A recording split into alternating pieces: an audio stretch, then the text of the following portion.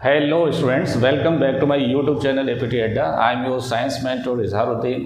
आज हम class 10 science के स्पेशली फिजिक्स के 3 मार्क्स के इंपॉर्टेंट क्वेश्चन लगाएंगे।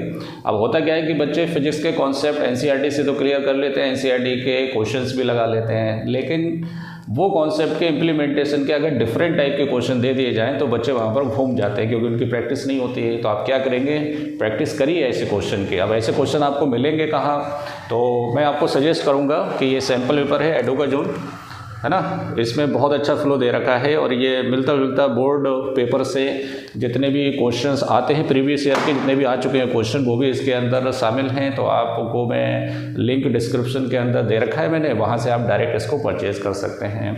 और मैं हूँ आपका साइंस मेंटर इजहारुद्दीन। चैनल को सब्सक्राइब करें, वीडियो को लाइक करें। देखिए आज के इस क्वेश्चन के अंदर अगर मैं बोलूँ तो ये क्वेश्चन मैंने उठाया है कहाँ से, लाइट के चैप्टर से उठाया है। अब देखिए ये ऐसे क्वेश्चन आपको एनसीईआरटी में तो नहीं मिलेंगे, लेकिन कॉन्सेप्ट वही लगेंगे। तो आपका अब काम क्या है, जब एनसीईआरटी आपने जब लगा रखी है तो आप ऐसे क्वेश्चन की प्रैक्टिस करिए, ठीक है। देखिए इसके अंदर 1 मार्क के मैंने 3 क्वेश्चन ऐड कर रखे हैं। इसमें क्या है कि explain why the refractive index of any material with respect to air is always greater than 1। अब देखिए रिफ्रैक्टिव इंडेक्स किसी मटेरियल मीडियम की क्या प्रॉपर्टी होती है कि वो लाइट की स्पीड को चेंज कर देता है। अगर ये रेयर से लाइट रे डेंसर में ट्रेवल कर रही है तो वो स्पीड को कम कर देता है, और डेंसर से रेयर में जाती है तो स्पीड को इंक्रीज़ कर देता है। लेकिन यहाँ पर कौन सी स्पीड की बात कर रहा है, रिफ्रैक्टिव इंडेक्स को म्यू से दिखाते हैं या एन से दिखाते हैं। आपकी बुक में जैसा भी दे रखा है फिलहाल आप वैसे लिख सकते हैं। एनसीईआरटी में एन से दिखाया है, मैंने म्यू से दिखा दिया है, ठीक है। अब देखिए रिफ्रैक्टिव इंडेक्स क्या होता है कि स्पीड पहले क्या थी और दूसरे मीडियम में कितनी इंक्रीज होगी या डिक्रीज होगी, ये डिवाइड करने से पता चलेगा। तो उसके लिए इन्होंने बोला है कि material with respect to air पूछ रहा है, विद रेस्पेक्ट टू एयर। तो इसका मतलब लाइट रे एयर से आ रही है और एयर में लाइट की स्पीड कितनी होती है c, और एनी मीडियम में क्या मान लो v। तो ये तो रिफ्रैक्टिव इंडेक्स का फॉर्मूला हो गया, है ना, of any material with respect to air. इसको हम एब्सोल्यूट रिफ्रैक्टिव इंडेक्स भी बोलते हैं अगर आपको मालूम हो। और हमें ये भी पता है कि लाइट की स्पीड जो होती है वो 3 × 10⁸ मीटर पर सेकेंड होती है और ये मैक्सिमम होती है। इससे ज़्यादा लाइट पूरे ब्रह्मांड में किसी की भी नहीं है। जितनी स्पीड किसकी है, लाइट की है, किसके अंदर, एयर के अंदर। अब आप किसी मीडियम में जाएंगे तो ये फैक्ट है कि हमेशा स्पीड जो होती है वो डिक्रीज़ हो जाती है दूसरे मीडियम में जब जाती है रेयर से डेंसर में, स्पेशली एयर से जाएगी। तो फॉर एग्जांपल वो मैं मान लेता हूँ 2 × 10⁸, इससे कटेगा तो किसके बराबर हो जाएगा, 1.5। तो मैंने इसलिए सॉल्व करके दिखाया कि कुछ बच्चों को ये चीज़ें समझ में नहीं आती है कि कैसे ग्रेटर 1 आ गया, कैसे लेस देन 1 आ गया, है ना। तो ग्रेटर देन 1 का मतलब यही है कि बड़ी वैल्यू को अगर छोटी वैल्यू से डिवाइड करोगे तो हमेशा नंबर जो है 1 से बढ़ाएगा, और यही रीज़न है इसका। तो इसका आंसर ये हो गया।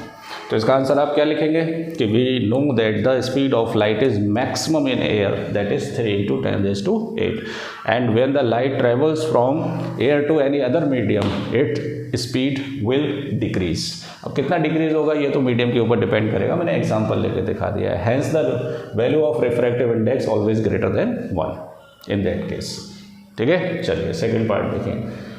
सेकेंड पार्ट है कि give reason why the ray does not deviate at the semi circular plastic block. अब देखिए ये प्लास्टिक ब्लॉक है। अब यहाँ पर इन्होंने लाइट रे को इस तरह से सीधा डाल दिया है। सीधे का मतलब अब ये रेयर है, ये एयर है, और ये क्या है, प्लास्टिक है। अब जब भी कोई लाइट रे एयर से किसी दूसरे मीडियम में जाती है, plastic is the denser medium, तो लाइट रे डेविएट होना चाहिए, लेकिन उन्होंने बोला डेविएट नहीं हुई है। तो वो ये पूछ रहा है कि क्यों नहीं हुई है। तो ये भी हमें एनसीईआरटी में कॉन्सेप्ट मालूम है। कॉन्सेप्ट ये मालूम है कि जब भी आप इंटरफेस पर परपेंडिकुलर लाइट रे डालते हैं, इंटरफेस पर क्या डालते हैं, परपेंडिकुलर लाइट रे, तब वो डेविएट नहीं होती है, सीधी चली जाती है वो। Is that clear. अब देखिए यहाँ सरफेस पर सीधी नहीं है, अभी यहाँ से ये कुछ ना कुछ एंगल बनाएगी। अगर मैं इसको इस तरह से बनाऊँ तो ये कुछ ना कुछ एंगल बनाएगी, 90 डिग्री नहीं बनाएगी। यहाँ पे कितना बना रहा है, 90 डिग्री। तो वही रीज़न है इसका, क्या कि रीज़न बताइए कि ये लाइट रे क्यों डेविएट नहीं हुई है। तो डेविएट इसलिए नहीं हुई है क्योंकि ये लाइट रे प्लास्टिक ब्लॉक पर परपेंडिकुलर ड्रॉन है, ठीक है। हम लिख देंगे कि लाइट रे does not deviate from its path because the light ray incident on the plastic block at the angle of 90 degree। ये इसका आंसर हो गया, ठीक है। देखिए छोटे छोटे कॉन्सेप्ट हैं, आपको सिर्फ क्या करना है, प्रैक्टिस करनी है। उसके बाद कंप्लीट द रे डायग्राम। अपने को रे डायग्राम क्या करना है, कंप्लीट करना है। अब देखिए 90 डिग्री से डाला तो ये दूसरे इंटरफेस पे आ गया। अब इस इंटरफेस पे क्या होगा कि ये लाइट रे डेंसर से अब रेयरर में जा रही है और ये 90 डिग्री से नहीं जा रही है। 90 से जाती है तब भी ये सीधी निकल जाती है। अब क्या होगा, ये डेंसर से जैसी रेयरर में जाएगी, है ना, तो ये अवधि क्या हो जाएगी, नॉर्मल हो जाएगी। तो नॉर्मल से थोड़ा दूर हो जाएगी। क्लियर। और ये एंगल आपका हो जाएगा आर, रिफ्रैक्टेड एंगल। तो आई 40 डिग्री है, आर का पता नहीं कितना होगा, फिलहाल अभी यहाँ से तो नहीं निकाल सकते।